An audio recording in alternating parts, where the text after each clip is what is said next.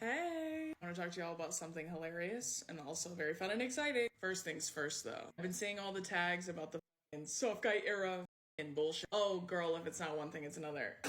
These men, Jesus Christ. Is it exhausting constantly looking for a woman to blame for why you're so mediocre in life? I can't imagine. Probably because I'm not unemployed. Anyways, I digress. I got tagged in like this compilation of all these different like soft guy era ass things. It's all about like women need to know how to settle, which boy do they. You think they're not doing that now? Ask your mom. They're already doing that shit. And it is written in my prophecy to rip it out of them one by one. There's also a 50-50 thing about paying for shit. Ooh, I have to pay for my own things. Ooh, what is this, Mad Men? Why don't you relax, Don Draper, alright? Women don't give a shit about paying. But if we're going 50-50, that means on everything. She inadvertently slips up and says the quiet part out loud. That women are already doing this. This is nothing new. I told you for a long time. A woman will pay for what she wants. A woman will pay for the man that she really desires. And in this case, you have a successful TikToker, Drew Afualo, or whatever her name is. I bet you she's in a relationship right now where she's paying majority of the bills. She's not going to tell the truth because it goes against this narrative that she's pushing, but I'm pretty sure she's paying like she weigh so she could stay. I won. There's also a 50-50 thing about paying for Ooh, I have to pay for my own things. Ooh, what is this, Mad Men? Why don't you relax, Don Draper, alright? Women don't give a shit about paying. But if we're going 50-50, that means on everything. Every awful man that's like 50-50 split finance, that includes housework. So why don't you get in that kitchen and get to work? But mediocre men have this very irrational fear of gold diggers, and you work at a smoke shop. Like, chill, bitch. Yeah, you don't need a prenup if you bag groceries at Aldi, okay? You're fine. But all in all of this bullshit is a smokescreen. It's a distraction because they know that women are not doing this shit anymore. They're not willing to settle. We don't need men anymore, and they're afraid, as they should be. Eat a for real. When it comes to settling, I want to read y'all something in my book that I wrote. First off, I have a chapter called I'd Rather Die Alone.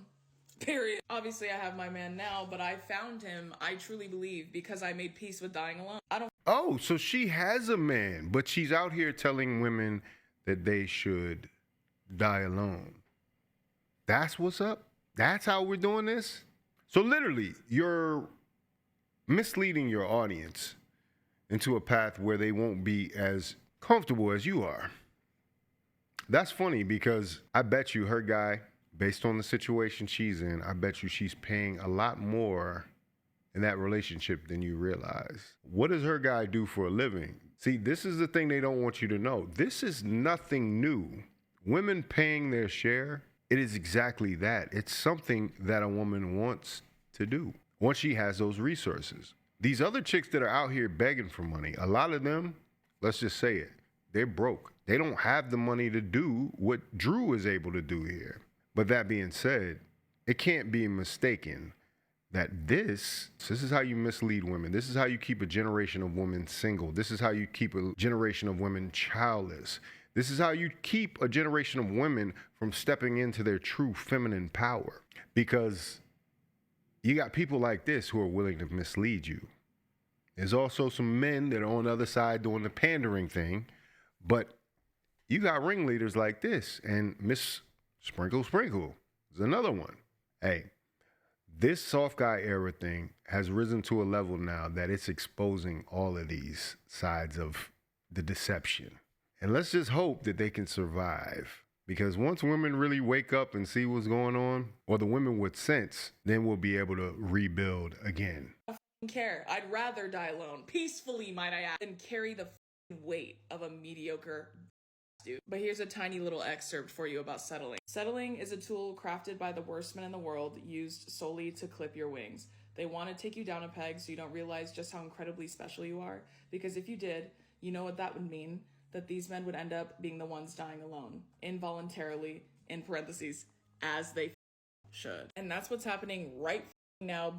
Steady the course, soldiers, because we're weeding out these men one by one. Speaking of my book, Loud, don't forget I'm going on tour this summer. Oh, she's selling her book VIP meet and a greet tour tickets are available for literally everyone now. So come see me on tour, and y'all can watch this shit live and in person, and also get my book. Love you. A grifter. What is she going on tour for? Yo, the women that go to this tour, they should have a scarlet letter painted on their forehead. Like, it's ridiculous. If you're listening to this chick for any type of advice, you got a problem. Also, sprinkle. There needs to be a task force to round up all the followers of Shira 7 and this chick. But you see her mission here. Her mission is to weed them out one by one and allow them to die alone. Well, hey, have at it. May the best man win. Shoot, I'm watching the show called Fallout.